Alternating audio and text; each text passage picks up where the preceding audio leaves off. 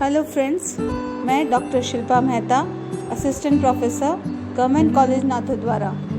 आज हम जिस पॉइंट पर चर्चा करने वाले हैं वो एक ऐसे व्यक्तित्व के बारे में है जिन्होंने भारत के स्वतंत्रता आंदोलन में युवाओं का आह्वान किया इस नारे के साथ, तुम मुझे खून दो, मैं तुम्हें आज़ादी दूंगा।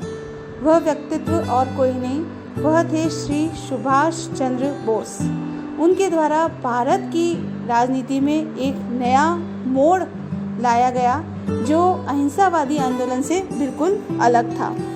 नेताजी सुभाष चंद्र बोस का झुकाव शुरू से ही कांग्रेस के वामपंथी तत्वों के साथ रहा। वे युवा, प्रगतिशील एवं वामपंथी गुट के प्रखर प्रवक्ता थे। उन्होंने नेहरू के साथ मिलकर 1927 के कांग्रेस अधिवेशन में संपूर्ण स्वतंत्रता से संबंध प्रस्ताव रखा जो उस समय अधिवेशन में पारित हो गया। इस अवसर पर बोस को कांग्रेस कार्यकारिणी समिति में ले लिया गया। 1938 में सुभाष हरिपुरा कांग्रेस अधिवेशन के अध्यक्ष चुने गए। 1939 में भी वो पुनः कांग्रेस अध्यक्ष पद के लिए खड़े किए गए, लेकिन उनका विरोध अन्य कांग्रेसियों द्वारा, जो गांधी जी को अपना नेता समझते थे, उनके द्वारा किया गया। सुभाष का कहना था कि दक्षिणपंथी नेतृत्व की समझौता परस्त नीति का विरोध करने के लिए आवश्यक है कि वह पुनः चुनाव लड़े। चुनाव का परिणाम सुभाष के पक्ष में ही रहा, लेकिन इसके बाद कांग्रेस में विघटन हो गया। सुभाष ने कांग्रेस के विघटन को रोकने के लिए काफी प्रयास किया, परंतु कोई लाभ नहीं हुआ। अतः उन्हें अध्यक्ष पद से इस्तीफा देना पड़ा।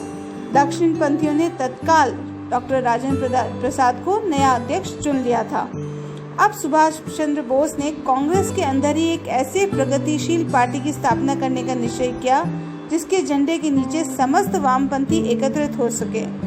यही पार्टी फॉरवर्ड ब्लॉक के नाम से गठित हुई। दक्षिणपंथियों ने उस समय इसकी स्थापना को लेकर कोई विवाद खड़ा नहीं किया। अब फॉरवर्ड ब्लॉक तेजी से काम करने लगी। उसके 3 प्रमुख उद्देश्य थे। पहला, तेजी से कार्य करना। दूसरा, गांधी गुट का नेतृत्व हटाना।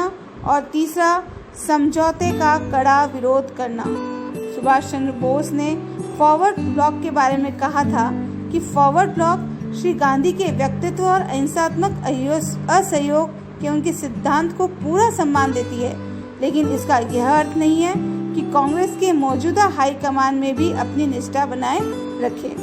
इस पर कांग्रेस अध्यक्ष राजेंद्र प्रसाद ने सुभाष के विरुद्ध अनुशासनात्मक कार्यवाही करते हुए उन्हें सभी पदों से हटा दिया और मात्र 4 आने वाला सामान्य सदस्य अर्थात एक सामान्य सदस्य के रूप में उनको रहने दिया। वामपंथी तत्वों ने भी फॉरवर्ड ब्लॉक की आलोचना की क्योंकि वे इसे व्यक्तित्व कारणों का परिणाम मानते थे। अतः शुरू से ही फॉरवर्ड ब्लॉक अलग थलग पड़ गया, परंतु सुभाष और उसके अनुयायी डटे रहे। द्वितीय महायुद्ध के दौरान फॉरवर्ड ब्लॉक ने ब्रिटिश साम्राज्यवाद के विरुद्ध अपना संघर्ष जारी रखा। अतः सरकार ने इसे गैर कानूनी घोषित कर दिया था और सुभाष सहित इसके कई नेताओं को पकड़कर जेल में बंद कर दिया। जेल में रहते हुए सुभाष ने अनिश्चितकालीन भूख हड़ताल शुरू कर दी थी। कुछ दिन बाद उनका स्वास्थ्य बिगड़ने लगा। तब सरकार ने उन्हें जेल से रिहा कर उन्हें घर में ही नजरबंद बनाकर रखा, परंतु एक रात्रि में सुभाष गुप्त रूप से घर से गायब हो गए और विदेश चले गए। बोस के जाने के बाद फॉरवर्ड ब्लॉक नेतृत्व विहीन हो गया। 1946 में फॉरवर्ड ब्लॉक की कार्यकारिणी की एक बैठक मुंबई में संपन्न हुई, जिसमें पार्टी को एक समाजवादी पार्टी बतलाया गया और वर्ग संघर्ष की अवधारणा को इसका आधार माना गया। परंतु सुभाष द्वारा स्थापित फॉरवर्ड ब्लॉक के उद्देश्य इससे मेल नहीं खाते थे। सुभाष ने स्पष्ट कहा था कि पार्टी कांग्रेस के अभिन्न अंग के रूप में कार्य करेगी। कांग्रेस की संस्कृति, नीति एवं कार्यक्रमों को नहीं त्यागेगी। इतना ही नहीं, गांधी व उनके अहिंसात्मक असहयोग के राजनीतिक सिद्धांत में भी उन्होंने अटूट श्रद्धा व्यक्त की थी। इसी के साथ फॉरवर्ड ब्लॉक ने वामपंथी तत्वों के साथ मैत्रीपूर्ण संबंध कायम करने की बात भी कही। संभवतः पार्टी का उद्देश्य दक्षिणपंथी और वामपंथी तत्वों में मैत्रीपूर्ण संपर्क स्थापित करके राष्ट्रीय एकता को मजबूत बनाना था।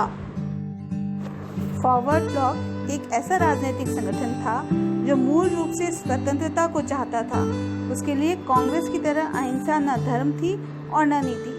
वह पूर्ण रूप से संगठित आधुनिक समाजवादी समाज की रचना करना चाहते थे। यही उनकी राजनीति का आधार था। यह संगठन साम्राज्यवाद का विरोध शक्ति से करने के लिए निर्मित किया गया था। द्वितीय विश्व युद्ध में ब्रिटेन के साथ सहयोग की बात करने पर सुभाष और फॉरवर्ड ब्लॉक ने जोरदार विरोध भी किया था। फॉरवर्ड ब्लॉक ने मांग की कि भारत को युद्ध में सम्मिलित करने की ब्रिटिश शासकों की घोषणा को जबरदस्त चुनौती दी जानी चाहिए। युद्ध में भारत के साधनों का इस्तेमाल का विरोध डटकर किया जाना चाहिए और केंद्र सरकार के युद्ध प्रयासों में बाधा डाली जानी चाहिए। फॉरवर्ड ब्लॉक का कार्यक्रम सेना में रंग रूटों की भर्ती को रोकना, ब्रिटिश माल का बायकॉट करना, करबंदी और हड़ताल वगैरह था। लेकिन सुभाष के जाने के बाद जब सुभाष नज़रबंदी में थे और फिर वो वो गुप्त रूप से जब वहाँ से चले गए, तब उसके बाद फॉरवर्ड ब्लॉक एक तरह से नेतृत्व विहीन हो गया और धीरे धीरे उसकी जड़ें जो है वो कमज़ोर हो गई। और इधर सुभाष चंद्र बोस ने एक नया संगठन आज़ाद हिंद फौज के नाम से तैयार कर लिया था, जिसका अपना अलग ही इतिहास है। धन्यवाद।